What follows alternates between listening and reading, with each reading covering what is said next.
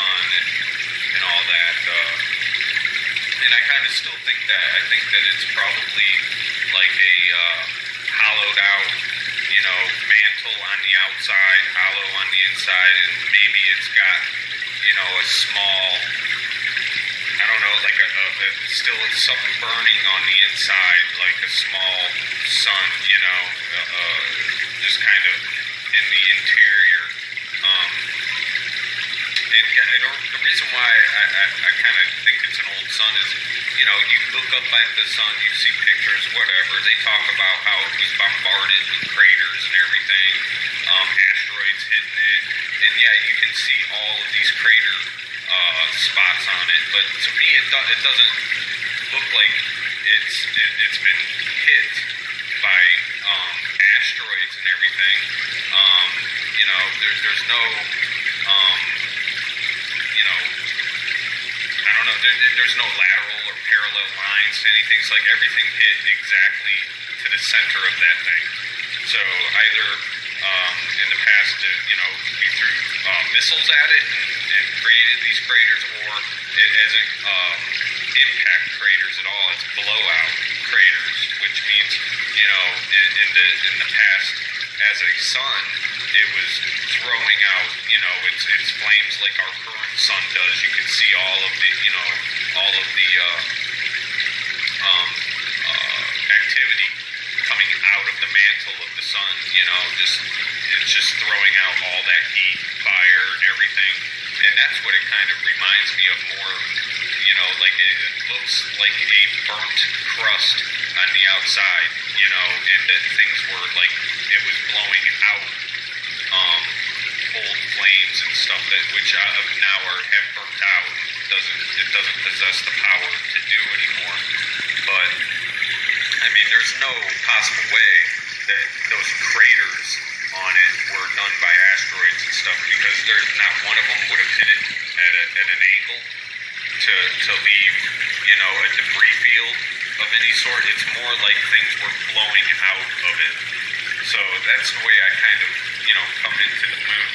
And then if you keep going with that thought, if it was an old sun and it's just burnt out, so much that it's got just a small inner core left that still acts like a sun.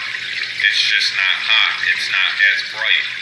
And with that in mind, I mean, that could actually give you all of the phases of the moon with a singularity inside of there that's still lit up. And kind of still, swinging around in a circle in there, to give you each phase. So, it's just moving slowly as this ball of fire inside of the moon moves. It's creating a light pattern of whatever angle it is on the interior. So if it's right at the front of the moon that we see, then you got a full moon. As it moves from around the side and back, it's just kind of wobbling around on the pole. Still, that's the part that's attached to the pole, the North Pole. So, being that it still has its attachment, and then you have the sun that's kind of maybe drawing some of that power, or giving it power, one of the two. It might be drawing that ball towards it, which gives, it brings brings that smaller ball of light inside of the moon to one side or the other, which gives us our phases. But I still believe that, the moon is an old sun. It's just too coincidental that they're the same size and stuff. Like, I guess our magnetic pole at the North Pole produces mainly the same size suns, and that may be how it works throughout the plane. Everything only has a certain amount of mass that can project through whatever portal underneath as it rises up. Or maybe there's huge suns too that sit higher on the planes and stuff. But here on our planet, it seems, because we have two distinct yet kind of the same things, even though the moon might be the kind of bobbing as if it wants to come down, and then it comes back up, and then it's going back down, and then it's going back.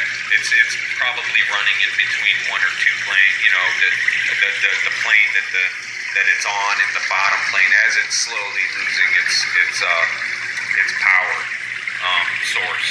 And again, it could be feeding on the sun is the only reason it's still up there. Otherwise, you know, the smaller nuclei, I guess you could say, of the moon is what's holding it up. You know, or keeping it at least heated enough to stay in its plane from the interior.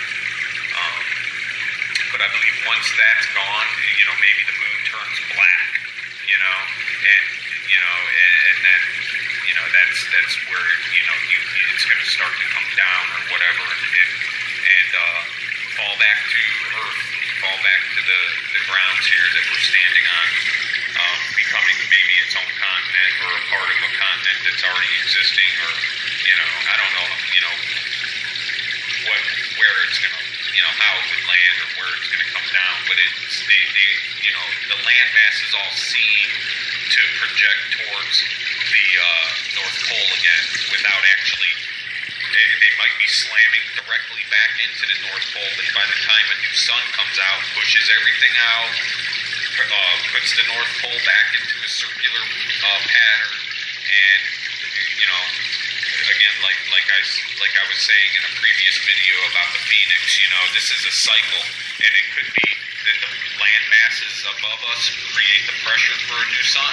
you know, so we probably aren't going to get a new sun for a long time, but when our moon crashes into the Earth, produces more pressure below in that projected area, then a new sun comes back up. You know, you know, this again, always just theory. I'm trying to use my imagination on this because we don't really have anything to go by. We're just, okay, you know, you can throw a laser across the water, it's level, okay, I agree. Those are the sciences that we are allowed to have right now. That's about what we can do. Other than that, we're all projecting our own idea onto this. So, you know, bear with me. I know everything that I hear sounds just as crazy as the things I'm talking about. So, everybody has their own opinion or ideas of how things are working. I don't think anybody should set in stone anything, though. So, to talk about it is probably the best way. And then, you know, with the talking, you know, you can come up with the ideas that actually work best for the model. And I'm not saying mine do. I'm just saying that this is how I perceive things happening on a a flat plane world, where we have a plane that we live on, and below us there's a plane, and, you know, like, it's just a matter of, you know, how deep this goes and how high this goes. So I don't have all the answers. I'm just speculating. Everybody's speculating. Nobody knows for sure. So with the moon, you know, the weirdest thing about it is the total eclipse of the moon, where we get just a dark moon. It's completely covered, and we call that the lunar eclipse. That part kind of can be explained still with the idea of the marble inside the moon kind of thing, where at that point, for whatever reason, it loses its polarity to the polar north, or to the sun, whatever's grabbing it, and it swings to the back end of the moon, where the back end would be the part that's bright, and what we see is the part that's dark now. So, and it doesn't last for a very long time. It kind of swings around. It's almost this whole thing seems like a countdown. It's we're on a clock, man, and you know, on a regular watch, you know, you got 3 hands. So you've got your hours, your minutes, and your seconds, right? Well, what if there is some other kind of body out there that's acting more like the seconds on the watch? You know, the moon is acting more like a minutes gauge, and the sun is our hours. So maybe there is something that we have yet to discover what it actually is, you know, that's out there that is more like a seconds hand, and when it comes around, it eclipses the moon. It's just a thought, just throwing it out there.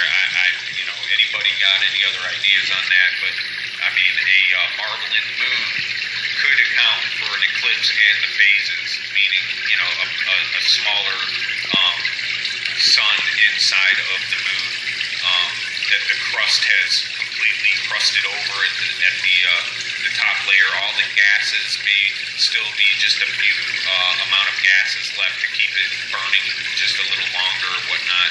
But I do see it as a dying sun, or on its way out. And our sun, again, is to be a younger sun. It seems like we're calling for global warming and all this. All this is natural. Everything happening is a natural event. But we're going to try and change everything anyways. But on the topic of the moon, anyways, that's how I kind of perceive it. I know, a lot of people, don't see it this way, but in the past, there are archaeological finds and things where there was no mention of a moon, as if the moon never existed.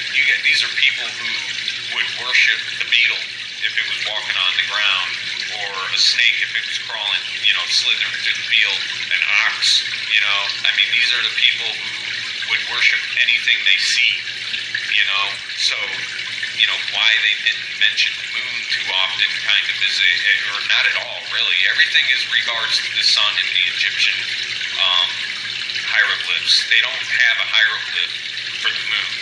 And for people who have a hieroglyph for everything, really, it doesn't make any sense that the moon wouldn't be like an extraordinary deal to them. But that's just what I found. Maybe I'm wrong. I don't know. But most of the hieroglyphs that I see that you want to say, oh, well, that's the moon. Well, it's the cradle of life with the sun in it. That's what they're showing. And then if you punch in hieroglyphs of the moon and you see what looks to be like a crescent moon with a circle on the top, that's about the only thing you're going to find that looks even close to being like the moon. So what they had was a cradle of life with the sun in the center of it. That's the way it, if you put in the moon, the hieroglyph of the moon for Egyptian, you're not going to find anything. And if you do, go ahead and shout it out. But I haven't found that. Now they do have, hieroglyphs of the sun, and you can say, well, I've seen one where there's two suns. Then well, that's probably right. That's probably right, because at the time, maybe they had two suns. One was one rising sun, and the other one was the sun that they know. So the sun that was coming up was our sun, and then they had a sun. So they had two suns at the time, or at least a rising sun, one that they maybe were watching. I don't know. Anyways, that's just what I found through a little bit of investigation with the sun itself. But I didn't find a whole lot on the moon. If you guys find it, that's fine. I'm wrong, but there is even further findings in the past where the moon just didn't exist really. They had the sun, but nobody talked about the moon as if the moon wasn't there. So to me, that's kind of a telling story that the moon was a sun, and that's what they talk about in the past. So and the big who knows what happened in the past, our big amnesia thing could be the fact that the sun died on them before a new sun came up, which means that they lived through that. That's the ice age, and then a new sun boiled up from under the ground and took its place. And this seems to me to be a cycle kind of event where you have. Usually it seems like maybe one sun, but in our case we still have an old sun plus the sun. So I think would they lie to us? Well, how about the fear and anxiety of knowing that moon is going to drop on your head? If they know all this stuff. So, if this is a fact, would I lie to everybody if I knew that moon at any moment could just drop on everybody's head? I don't know. I probably would, because I just, everybody's got to live their life, and you talk about having fear. How about them coming out and telling the truth and saying, we've got about 3 more years before the moon just falls to Earth. That's about the lifespan left on that moon. I'm not saying that's what it is, but what if they came and said that, to everybody living? That's doomsday. They're prophesizing it for you. They're telling you you're going to die in 3 years. Okay, why would they do that? In fact, one of the things I'm kind of following also, and not just because I'm hearing about, because I see it, are these chemtrails and stuff. And one of the things I'm thinking is, everybody, they deny, no, we're not doing nothing. You can call the Weather Channel, we don't have nothing on that. That's whatever. It's just planes making trails from, that's ice particles, whatever. They're spraying shit up there, and who knows what it is. To me, I'm thinking they're thickening up the atmosphere to give us more time. That they know eventually that moon is starting to drop, and if it starts to drop, we wouldn't really be able to know, because I believe it would just start collapsing, in on itself. It would still look like the same size. It would just, it would be closer to us as it's coming down. But if it's hollow and it's coming downward, then the pressure of it moving down is going to start collapsing it into a more harder, more solid ball, or as it comes down, the gases are going to want to escape somehow, so it could crack up and just fall to earth, as soon as all the gas is inside of it and everything is gone. It's either going to start dropping, crack apart, or it's going to collapse in on itself, become a smaller ball, but more dense, and then smack into, it's probably as close as it'll get to the North Pole before it hits, because that's what's got a hold on it. That's what's got it in its orbit around us up there on its plane. But to me, it's, hey, why would they lie to us? Maybe it's because all they see is impending doom, and because I can't believe that everybody would be just lying for the hell of it. We're all human. We're all here together. The president's got kids. Everybody in the Senate has family.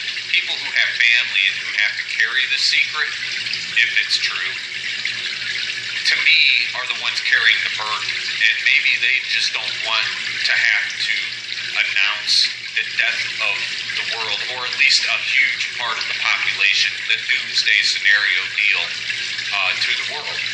They don't want to have to be the ones to be like, yep, you know what, we know what's going on in our world, and it's going to go into self-destruct again, to where either, number one, we go through amnesia and we survive it, and we come back out at the other end again, trying to build up, similar to what we, whatever it is that we've got now, but it might be a matter of time, and that's what they're trying to do. Maybe is when they're spraying all that stuff in the atmosphere, maybe they're thickening it up so that the moon doesn't drop on our heads. But everybody else wants to believe that they're reptiles and stuff. You know what? To me, if there's other beings in this world, that they're, if they wanted us dead, we'd be dead. If they wanted us to be dead, we'd be dead. There's no use in carrying it out. So to me, it's more like every life matters. Everybody's got somebody to love and miss.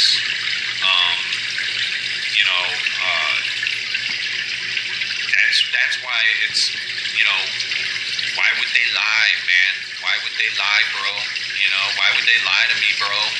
Well, sometimes to keep it, you know, keeping a secret is the best thing to do for the majority, and the minority that knows it are the ones that carry the burden.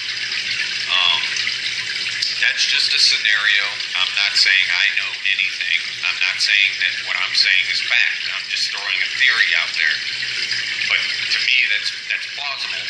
You know, it's plausible that this is just a world that's gone through a couple of suns, you know, and we know that they just start to eventually lose power and fall, you know, and that's the secret.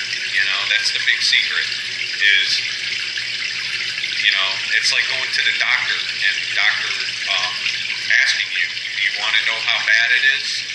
Do you want to know how long you have to live? You know, it's not his responsibility to tell you that, even though he may have a pretty true and correct answer, you know, to tell you, well, you've got 2 days to live. You know, I'd hate to be a doctor and have to do that. I'd hate to be the people who hold the doomsday scenario kind of deals in their head that know it's coming.